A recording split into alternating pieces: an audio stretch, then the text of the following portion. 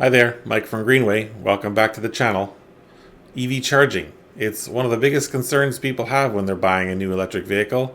And with all the myths out there, it's hard to know how to separate fact from fiction. Do you really have to charge your EV to 100% every time? Will winter kill your range? And is public charging actually more expensive than gas? Today, we're going to be busting the top 5 EV charging myths so you can drive with confidence. Let's get into it. Here's EV charging myth number 1, that you have to fully charge your EV every time. Many people would believe that EVs should always be charged to 100%, and that's simply not the case. Typically 80 to 90% is perfectly acceptable, and it's even better for battery health if you do that for many of the different battery chemistries out there. So take a look in your owner's manual, see what it recommends, and follow that instruction. Often 80 or 90% is perfectly fine. And as well, you don't even have to charge it every day. Just charge it when you need, and then you can probably drive a few days before having to recharge. Myth number 2 is EVs take too long to charge. And while if you're charging at home from 0% to 100%, yes, it could take several hours. The reality is you're probably not arriving at home with 0% charge, and you're also probably not needing to leave immediately after 10 minutes once you arrive home. You're likely going to be at home for several hours. You'll be able to recharge your vehicle, and in the morning you'll have a full charge ready to do your driving throughout the day. Also, if you do need a charge throughout the day, or if you're going on a road trip, there are public EV charging stations available so that you can recharge your car more rapidly than you are able to do so at home.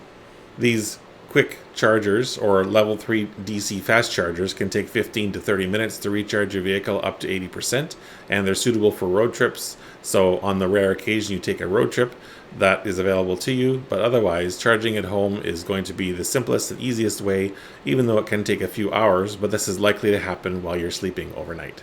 Myth number 3 is that public charging is just too expensive to use, and while it is more expensive than charging at home, it isn't as expensive as you might think. And if you're going to be charging at home most of the time, on those rare occasions when you do need faster charging or you're going on a road trip, it's likely still going to be cheaper than the overall cost of fueling a gasoline car.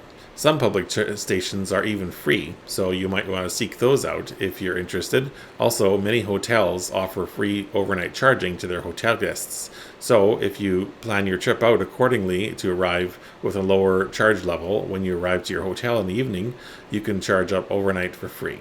The next myth related to EV charging is that cold weather ruins your charging experience. And while the car may take a little bit longer to recharge when it's cold outside, the car does have built-in thermal battery management system. It's going to take care of the temperature of the battery and make sure it's at the right level when it's charging, and so there's not anything that you need to worry about. It's just a matter of plugging it in, and in my case, what I do is as soon as I arrive home, I plug it in, and it is ready for me the next day when I'm ready to go on my next daily routine. The 5th myth about EVs is that they're going to overload the power grid.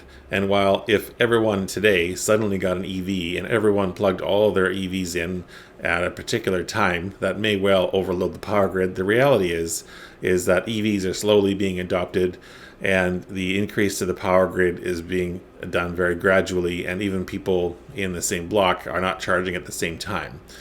Just like decades ago when air conditioners started to become a lot more popular in homes and businesses, those slowly increased the power grid consumption over time, but the power grid simply didn't overload. And the same thing with electric vehicles. It's been more than a decade now that electric vehicles have been slowly coming on the scene, and it's probably going to be a few more decades before they're in extremely high numbers. So I don't think you need to worry about overloading the power grid. So this is some thoughts about EV charging myths that a person may have before they're purchasing an electric vehicle. I would say just go ahead, buy your vehicle if you're planning to buy one.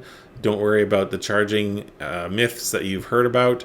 And if you're able to charge at home, that's the best spot to charge.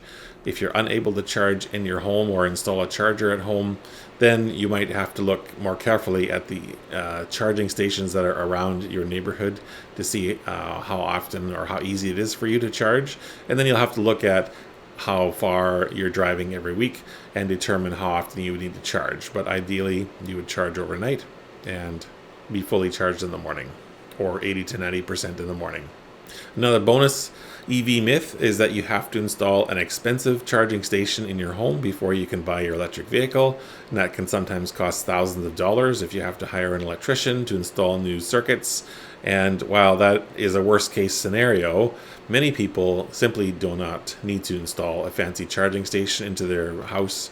Depending on the number of kilometers or miles you're driving every day.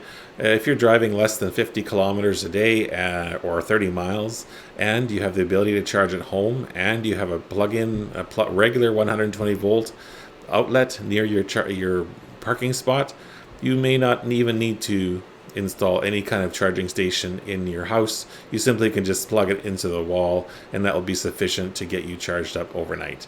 If you drive more than an average of 50 kilometers or 30 miles per day, you may need to install a level 2 240 volt faster charger. You may already have a plug in your parking area that can allow you to charge up.